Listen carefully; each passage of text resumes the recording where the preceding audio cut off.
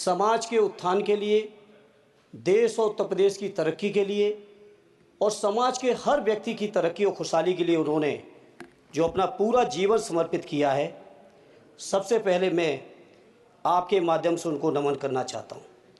माननीय सभापति महोदय, श्रद्धेय नेताजी ने हम लोगों को अपने समाजवादी विरासत में इंसाफ और इंसानियत, न्याय और हक की लड़ाई करना सिखाया है और उस लड़ाई को हम लोग बखूबी अपने नेता आदरणीय अखिलेश यादव जी के नेतृत्व में शानदार तरीके से उस विरासत को न केवल लड़ रहे हैं, बल्कि नेताजी के हर सपने को पूरा करने तक हम लोग चुप बैठने वाले नहीं हैं। सभापति महोदय, बजट एक व्यापक विषय है और जब इस विषय के बारे में सोचते हैं तो समझ में नहीं आ रहा कि कहां से शुरू करें, क्योंकि देश में आज कोई वर्ग नहीं बचा है। कुछ चुनिंदा उद्योगपतियों के बारे में बात नहीं करूंगा, लेकिन देश के 140 करोड़ लोगों में से कम 95% लोग ऐसे हैं जो आज पूरी तरह से बर्बाद है। एनडीए की यह सरकार 11वां बजट पेश कर रही है, लेकिन इस 11वें बजट के बावजूद अगर मैं देखता हूं तो समाज की जो गरीबों के लिए सबसे ज्यादा जरूरी चीजें हैं, स्वास्थ्य का है तो स्वास्थ्य 2023 और 24 में बजट घटा दिया है। किसानों का बजट जहां यूपीए के सरकार के समय 2014 तक 5.5 था, वहीं 24 आते आते ये 3.15 रह गया है।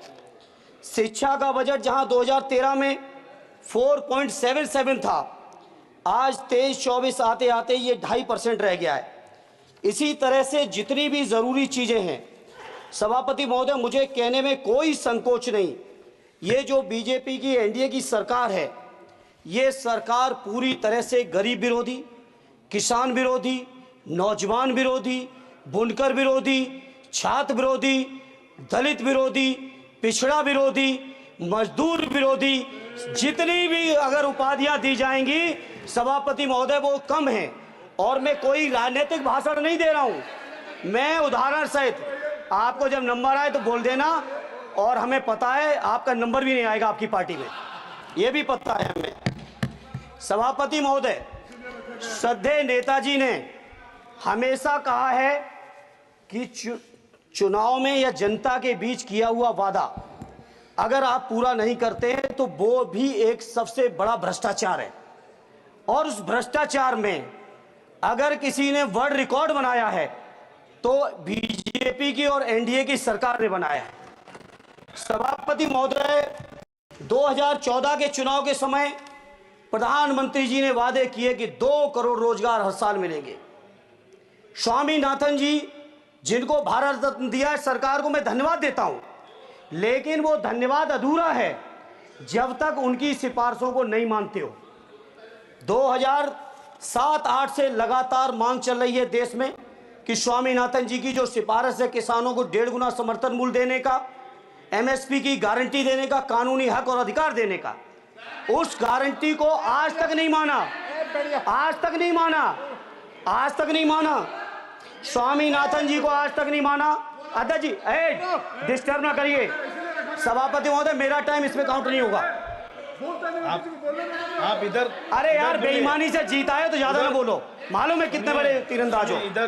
बेईमान हो, बेईमान हो, बेईमान हो, बेईमान हो, बेईमान हो। चलो, स्वामीनाथन जी की आपने नहीं मानी, एमएसपी आपने लागू नहीं की। कितनी बढ़िया बातें कि खाद पे हम सब्सिडी बढ़ा रहे हैं, पहले 50 किलो को 45 किलो, फिर 45 किलो को 40 किलो, और मुझे लगता है कि एक तीसरा कार्यकाल पूरे होते होते केवल 10 ही किलो बचेगा खाद के कट्टे में, से ज्यादा नहीं बचेगा। मंडी एक नहीं बनाई, आत्महत्या इतनी कर रहे हैं किसान, और किसान अगर अपनी एमएसपी की मांग करते हैं, हजारों किसान यहीं दिल्ली की सीमा पर मारे जाते हैं, और आप सोचते हो कि आपकी बात को कोई समझेगा नहीं। सभापति महोदय, नौजवानों को कितना गुमराह किया गया। नौजवानों से कह दिया गया हर साल 2 करोड़ रोजगार। मैं आज सवाल पूछता हूं अपने नौजवानों की ओर से, बताएं भारतीय जनता पार्टी के लोग, सरकार में बैठे लोग, 10 साल आपने राज कर लिया है, आखिर 20 करोड़ नौजवानों को रोजगार कहां है? अरे छोड़िए यार, अबे कोई नोटिस नहीं लेता तुम्हें, छोड़ो कोई नोटिस नहीं लेगा तुम्हें। 20 करोड़ नौजवान के रोजगार का हिसाब कहां है? आज 11वें बजट में जब याद आई तो वो भी ट्रेनिंग की बात करते हो। मैं कहना चाहता हूं IIM IIT के नौजवानों को रोजगार नहीं दे पा रहे हो। आप सोच रहे हो इंटर्नशिप के इस छोटे से सुगूफे से नौजवान खुश होंगे? देश के नौजवान खुश होने वाले नहीं है। सभापति महोदय, शिक्षा के मसले पर लगातार बजट घटाया जा रहा है, लगातार सरकारी शिक्षा कम की जा रही है, और ये बीजेपी की सरकार की लगातार प्रयास है कि नौजवान शिक्षित होंगे तो सवाल पूछेंगे। देश की JNU से लेके BHU से लेके MU से लेके जितने बड़े संस्थान हैं, सारे संस्थानों को बर्बाद कर दिया है। एक भी दलित, एक भी पिछड़े नहीं आपका वाइस चांसलर। लगातार जितने भी आपके professor, associate professor, assistant professor की नियुक्तियों में RSS का जब तक कोई फंडामेंटल कोर्स नहीं करेगा, बेसिक कोर्स, तब तक उसकी नियुक्ति नहीं होगी। आप क्या सोच रहे हो देश नहीं देख रहा है नौजवान? यूजीसी का बजट लगातार कम किया जा रहा है। मेरा खुला आरोप है इस सरकार पर कि ये सरकार शिक्षा को प्राइवेट करके, शिक्षा को मुट्ठी भर उद्योगपतियों के हाथों में देके, शिक्षा को चुनिंदा लोगों के हाथ में देके, देश के 140 करोड़, जिसमें मैं समझता हूं 90% लोग गरीब हैं, उन गरीबों के हाथों से शिक्षा को छीनने का ये जो आपकी सरकार षड्यंत्र कर रही है, इसके लिए हम लोग इस मौके पे विरोध करते हैं। लगातार फीस बढ़ा रहे हैं, शिक्षकों की कमी है, रोजगार आप दे नहीं पा रहे हो, सामाजिक असमानता। सभापति महोदय, 2014 में जिस समय सरकार बनी थी NDA की, उस समय देश की जितनी भी जो आर्थिक चीजें थी, जो वेल्थ थी, उसमें पिछड़ों की हैसियत 17% थी, 17%, और आज 10 साल की NDA की सरकार के बाद पिछड़ों की आर्थिक हैसियत हो गई है केवल 9%। मैं कहना चाहता हूं चुनौती के साथ, वित्त मंत्री अपने जवाब में बता दें, अनुसूचित जनजाति का एक भी व्यक्ति देश में अरबपति हो तो बता दो, एक भी अरबपति हो तो बता दो, एक भी दलित को अरबपति आपने बना दिया हो तो बता दो, एक भी पिछड़े को बना दिया हो तो बता दो। आप जवाब में दे देना, आप डेटा दे देना, आप डेटा दे देना, हमारी दबाव नहीं रुकेगी। सभापति महोदय, जब बीजेपी की सरकार, जब बीजेपी के लोग विपक्ष में रहे तो OPS की बातें किए। 10 साल से आप सत्ता चला रहे हो, 11वां बजट पेश कर रहे हो, पूरा देश आज OPS के लिए, सरकारी कर्मचारी परेशान है, कहीं OPS की चर्चा नहीं है, पुरानी पेंशन की कोई चर्चा नहीं है। सभापति महोदय, पुरानी पेंशन तो पुरानी पेंशन, हम मांग करते हैं, बहुत बड़े राष्ट्रभक्त आप बनते हो, मैं मांग करता हूं देश के पैरामिलिट्री फोर्सेस को आप पुरानी पेंशन दीजिए। मैं मांग करता हूं, आप राष्ट्रभक्त हैं ना, सीमा पे जो सुरक्षा कर रहे हैं, जो शहादत झेल रहे हैं, मेरी मांग है कि आप उनकी OPS दीजिए। वो आप OPS नहीं दे पाओगे। इसी तरह से सभापति महोदय, देश के अंदर बहुत से ऐसे संविदा कर्मचारी, एक से एक बढ़िया फार्मूला, अब कानूनन मंडल आयोग लागू हो गया तो कैसे पिछड़े और दलितों को रोके? तो संविदा कर्मी की प्राइवेट कंपनी, प्राइवेट आपने आउटसोर्सिंग कर दी। आउटसोर्सिंग के कारण से देश के सारे दलित, सारे पिछड़े, सारे आदिवासी आपकी सेवाओं से बाहर हो गए, उनके पास कोई कानूनी हक नहीं। तो ये जो आरक्षण को खत्म करने के तरह तरह के जो आप लोग षड्यंत्र अपना रहे हो, इस षड्यंत्रों को देश का जनमानस पूरी तरह से जान भी चुका है, पहचान भी चुका है, और इसीलिए उत्तर प्रदेश से तो आपको कर ही दिया है बाहर, देश से भी बाहर जल्दी करेंगे, और हमारे साथी मिलकर दूसरे प्रांतों से भी बाहर करेंगे। इसी तरह सभापति महोदय, हम मांग करते हैं, आप सोचिए, उत्तर प्रदेश अकेले के अंदर, देश के हालात मुझे नहीं पता और बदतर होंगे, अकेले उत्तर प्रदेश में 1000 से ज्यादा शिक्षा मित्र आत्महत्या कर चुके। सभापति महोदय, कोई सरकार के कान पे छू नहीं लग रही।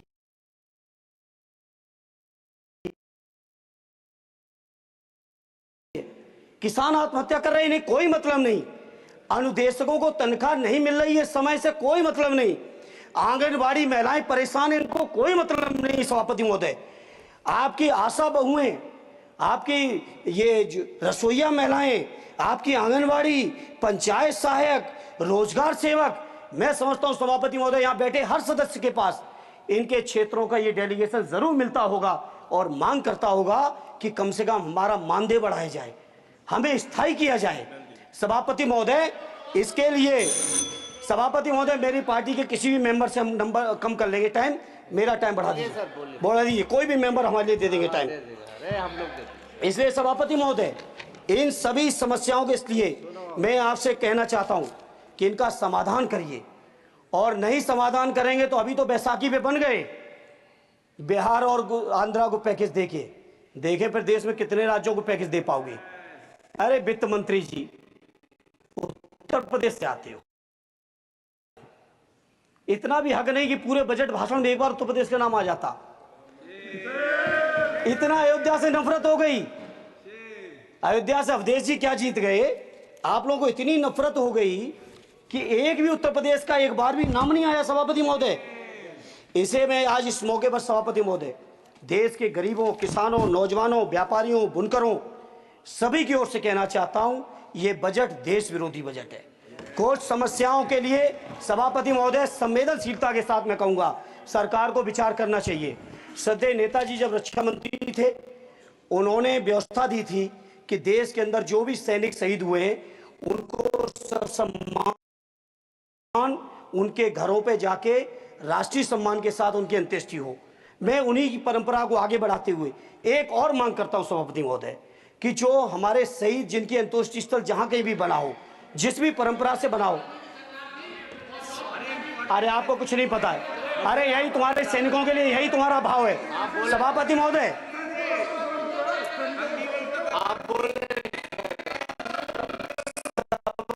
सभापति महोदय, मेरा अनुरोध है अग्निवीर की योजना खत्म की जाए। ये 4 साल के सैनिक से देश की उतनी मजबूत रक्षा नहीं हो सकती। नौजवानों को गुमराह करके केवल 4 साल, उन्हें दो ना 60 साल तक रिटायरमेंट, 4 साल बाद वो कहां नौकरी ढूंढेंगे। इसे मेरी मांग है अग्निवीर की योजना खत्म की जाए। साथ ही साथ मेरी एक मांग और है कि जो शहीदों की शहादत स्थल है उसको शहीद स्थल के तौर पर डेवलप करने के लिए केंद्र सरकार को अतिरिक्त बजट देना चाहिए। मैं नहीं समझता हूं इसमें किसी को कोई दिक्कत होनी चाहिए। इसी तरह सभापति महोदय, बातें बहुत लंबी लंबी की जाती हैं, थोड़ा सा मैं अपने क्षेत्र के बारे में कहूँगा। आदरणीय हमारे नेता माननीय राममूर्ति वर्मा जी ने भी कहा है, माननीय लालजी वर्मा जी ने भी, जो बाढ़ की समस्या है, जो समस्या बिहार में है नेपाल से पानी छोड़ने की, वही समस्या उत्तर प्रदेश की भी है। और विशेषकर पूर्वी उत्तर प्रदेश में अगर आप चलिए तो खीरी से शुरू करेंगे, पीलीभीत खीरी से लेके पूरा आप चले जाइए और एकदम कुशीनगर बॉर्डर तक, बिहार बॉर्डर तक पूरी की पूरी समस्या है। घाघरा जब आती है तो मैं समझता हूं इन जिलों के लाखों लोगों को तहस नहस करके चली जाती है। जितना विकास होता है सभापति महोदय, बरसात के समय वो सारा का सारा विकास पूरी तरह से खत्म हो जाता है।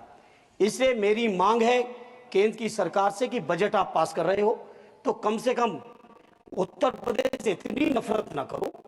2 बार तो उत्तर प्रदेश की दम पे ही बैठे थे और तब भी ये वित्त मंत्री जी हंस रहे हैं, इनके यहाँ भी आता है, बाढ़ तो जाती होगी, महाराज बसता तो नहीं होगा, कुशीनगर बसता नहीं होगा, आपका मऊ बसता नहीं है, आजमगढ़ बसता नहीं, अंबेडकर नगर बसता नहीं, बहराइच बसता नहीं, खीरी बसता नहीं, श्रावस्ती बसता नहीं, पीलीभीत बसता नहीं, बलिया बसता नहीं है, कुशीनगर बसता नहीं है, गोरखपुर बसता नहीं है। इतने जिले तो हमारे उत्तर प्रदेश के प्रभावित हैं। तो बिहार की तरह से एक विशेष पैकेज हमारे उत्तर प्रदेश के लिए भी दे दो। कम से कम इतना तो कहने की हिम्मत रखो, केवल चीखने के लिए बैठे हैं सब के सब। सभापति महोदय, दूसरा एक मैं बात, हमसे पूर्व जो सांसद रहे हमारे आजमगढ़ के, बड़ी लंबी लंबी बातें की, गोरखपुर से आजमगढ़ होते हुए बनारस तक का हमने रेलवे लाइन स्वीकृत करा दिया। सभापति महोदय, मैंने जब पता किया अधिकारियों से तो सच्चाई ये है कि अभी उस पर एक भी पैसे का बजट का आवंटन नहीं है, नहीं है बजट का आवंटन। हाँ, आज आप ही ने तो पेश किया बजट, आप ही तो साइन किए हो, निर्मला जी ने तो किया नहीं होगा, आप ही ने किया होगा। तो सभापति महोदय, उस पर बजट भी आए, उस पर बजट भी आना चाहिए।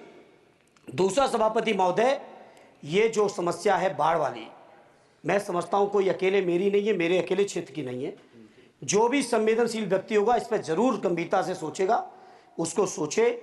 इसी के साथ मैं अपनी पार्टी की ओर से इस जन विरोधी बजट का पुरजोर विरोध करता हूं। बहुत बहुत धन्यवाद।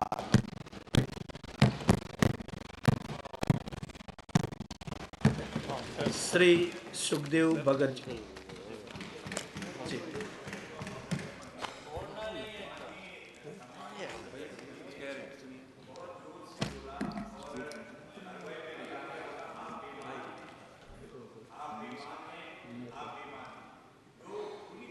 असंसदीय है मान्यवर, मेरा निवेदन रहेगा।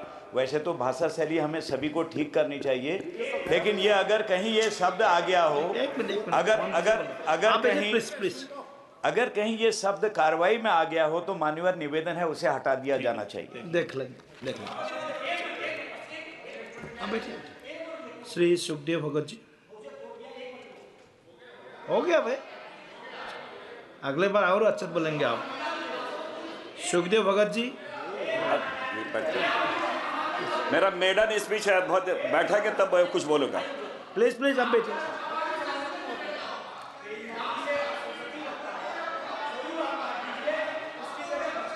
ठीक। सभापति महोदय, ये मेरा पहला स्पीच है। मैं पहली बार निर्वाचित होकर आया हूं और जब वित्त मंत्री जी कल बजट पेश कर रही थी तो मैं बहुत उत्सुक था और एक्साइटेड भी था सर्वोच्च पंचायत में जिस प्रकार बजट आने चाहिए। लेकिन कल दो तीन बातें बड़े अजीब से मुझे लगी कि जनरली मैं जानता था कि बजट का संबंध वित्त से होता है, लेकिन कल मैंने देखा बजट का संबंध कुर्सी से है। दूसरी बात, यह बजट जनरली पूरे देश के लिए 140 करोड़ जनता के लिए नहीं है, यह सत्ता के लिए बजट था। अध्यक्ष महोदय, होना चाहिए था जनता के लिए, लेकिन कल जो प्रस्तुत किया वो सत्ता के लिए है और इसलिए मैंने कहा इसका संबंध वित्त से नहीं है, कुर्सी से है। सभापति महोदय, सामान्यतः हम लोग सारे लोगों को अच्छी चीजें पसंद आती है और यही एक कारण है कि मोदी जी की सरकार ने कांग्रेस पार्टी की 5 गारंटी योजना की उन्होंने कॉपी की है। न्याय पत्र गारंटी, पहली नौकरी पक्की। ये यथार्थ से कोसों दूर है। इसलिए कोसों दूर है कि बजट का प्रावधान इन्होंने 10,000 करोड़ का रखा है और शेष राशि कंपनियों के CSR फंड से न 9 मन तेल होगा न राधा नाचेगी। और तो और 1 करोड़ इंटर्नशिप की अगर इन्होंने बात की है तो हर कंपनी को 20,000 इंटर्नशिप ये हमें सृजित करने बनाने पड़ेंगे, ये देने पड़ेंगे। अध्यक्ष महोदय, अच्छी चीजें ग्रहण की जाती है, अच्छी चीजें चुराई नहीं जाती है और भारतीय जनता पार्टी ने चुराई है, इसलिए इसमें खामियां या त्रुटि होना स्वाभाविक है। सभापति महोदय, भारत एक कृषि प्रधान देश है, लेकिन कल पता चला भारतीय जनता पार्टी ने इसे कृषि प्रधान देश बना दिया।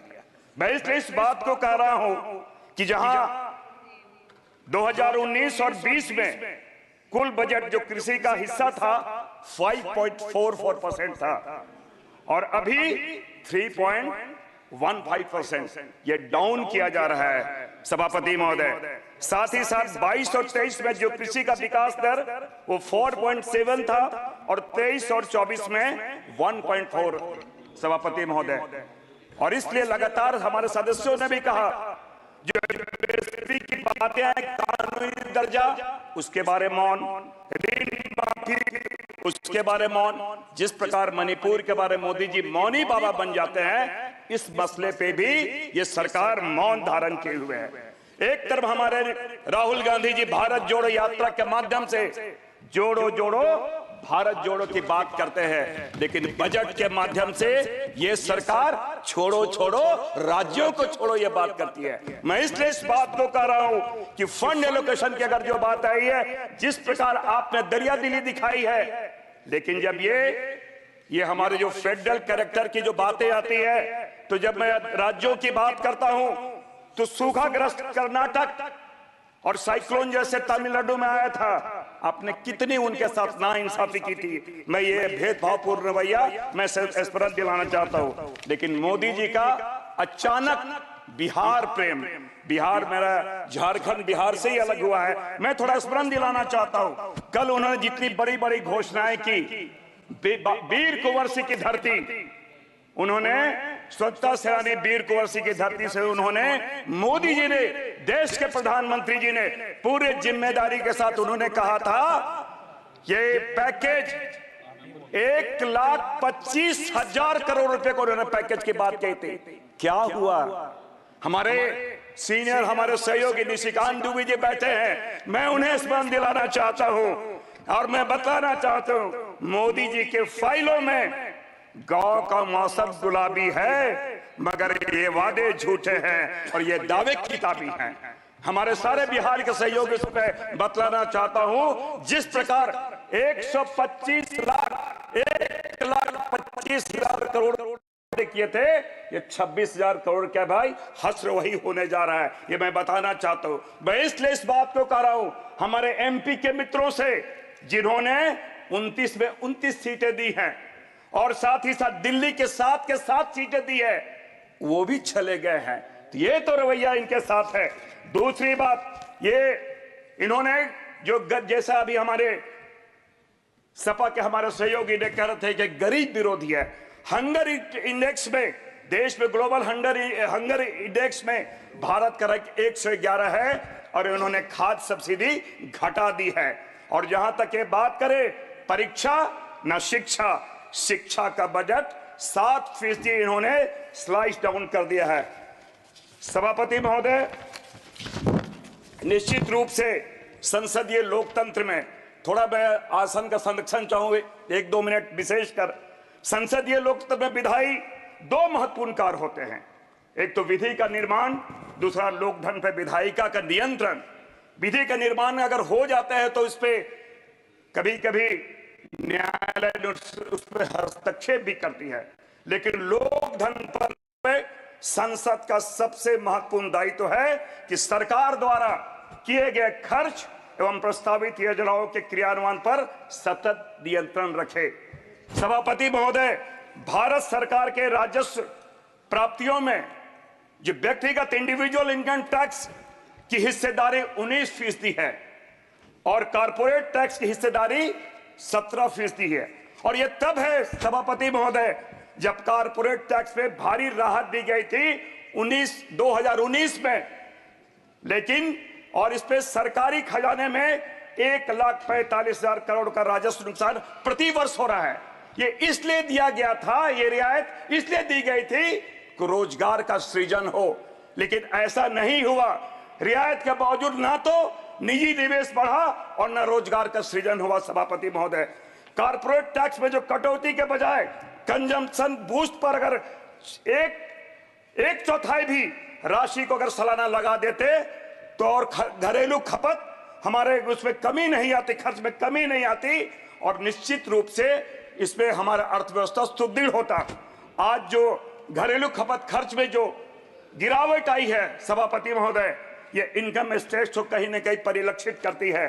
अध्यक्ष महोदय, हम जानते हैं कि इकोनॉमी में कैपिटल एक्सपेंडिचर के परिणाम ज्यादा रिटर्न देने वाले होते हैं और अभी बजट में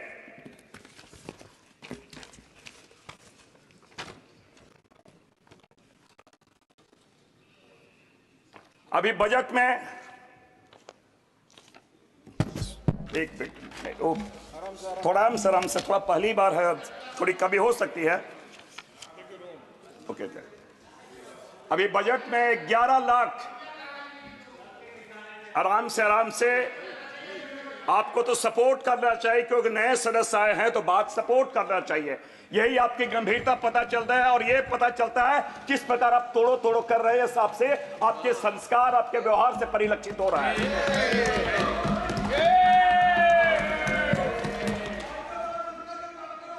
अरे गौतम भाई, क्यों भाई? सभापति महोदय क्षमा चाहता हूं, 11,11,000 करोड़ का आउटले है और पिछले वित्तीय वर्ष में 10 लाख करोड़ का था, जिसे घटाकर 9.5 लाख करोड़ कर दिया गया था। मुझे नहीं मालूम कि बजट की राशि क्यों घटाई गई, या तो फंड की कमी हो गई या क्रियान्वयन में शिथिलता बढ़ती गई। दोनों ही परिस्थिति सभापति महोदय ये चिंताजनक है। बजट का सबसे बड़ा खर्च सभापति महोदय इंटरेस्ट के पेमेंट पे होता है, जो कुल एक्सपेंडिचर का 25% होता है। इसलिए उधार लेने के पहले हमें 10 बार सोचना चाहिए। अध्यक्ष महोदय, काफी ये हमारे सहयोगी सत्ता पक्ष लोगों ने बड़ी बड़ी बातें की है कि हम ये करेंगे वो करेंगे, लेकिन सभापति महोदय पिछली बार जो 1 फरवरी का जो ये था अंतरिम बजट, वो 47.65 लाख करोड़ का था और इस बार कितना है 48.21। मूल बजट अभी सभापति महोदय केवल 56,000 करोड़ रुपया ज्यादा। अध्यक्ष महोदय, ये तो ऐसा ही हुआ अध्यक्ष महोदय कि मुंगेरी लाल की हसीन सपने की तरह बातें हो रही है।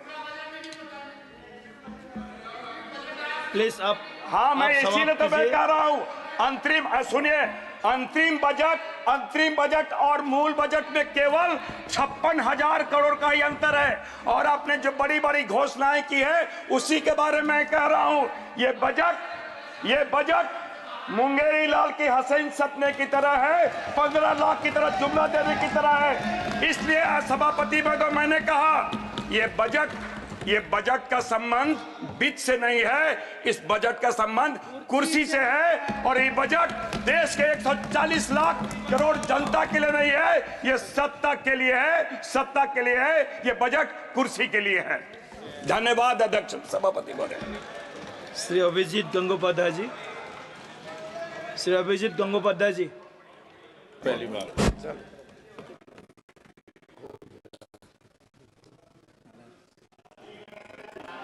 for this opportunity to speak in the parliament of this country. I express my thanks to our leader Narendra Modi ji and all other senior leaders and all my friends here. This is my maiden speech in this house.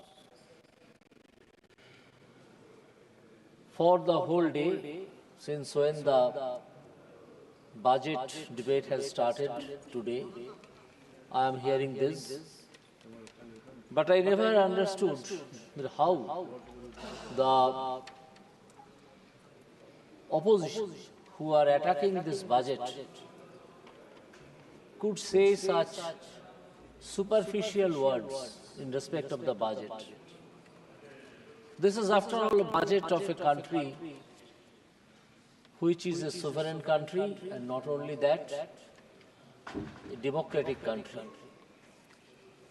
They should know first that, or they should have noted this first, that in this budget, first, there is a reduction in the standard reduction in income tax. None of them have indicated, for the reason I understand that in any budget, the opposition will never speak or never praise the budget, whatever be the foolishness there in their speech, they will say all. But they are, after all, seasoned leaders, unlike me, who is coming from a judicial character or career for last nearly 30 years or more.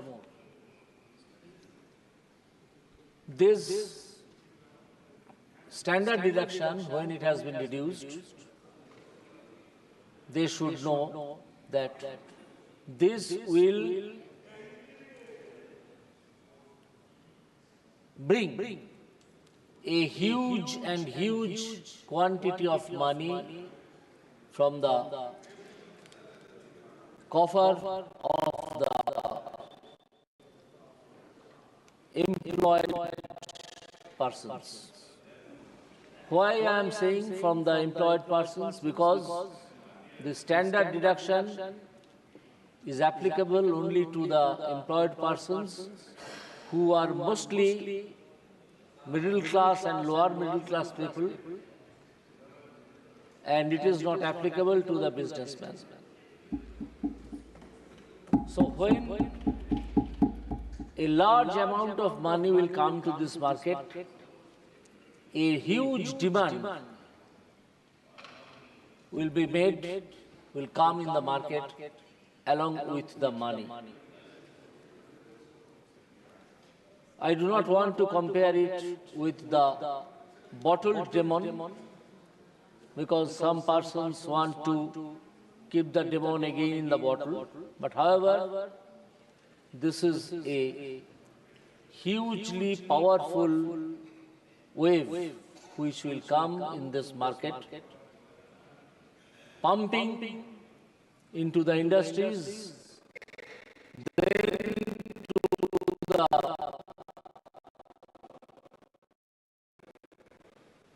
agricultural sector, raising demand. The demand will be raised. Now here, what I have not heard from the opposition, any single sentence from economy or economics. They are all strewn with the data, and data. When some amount of money comes to the hand of the general people,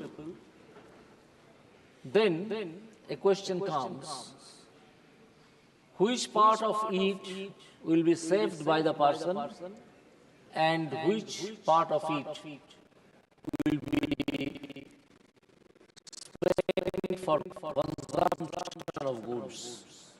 In economics, it is known as MPS and MPC. MPS means marginal propensity to save, and MPC is marginal propensity to consume. It has been proved time and again in the economics of all of the countries that marginal propensity to consume is always higher than the marginal propensity to save. That means if a person gets 100 rupees more yearly or monthly, then if he is not a wealthy man, here we are not talking about the wealthy man, we are talking about the service sector. Service sector people are not wealthy men unless they take huge bribe. That if 100 rupees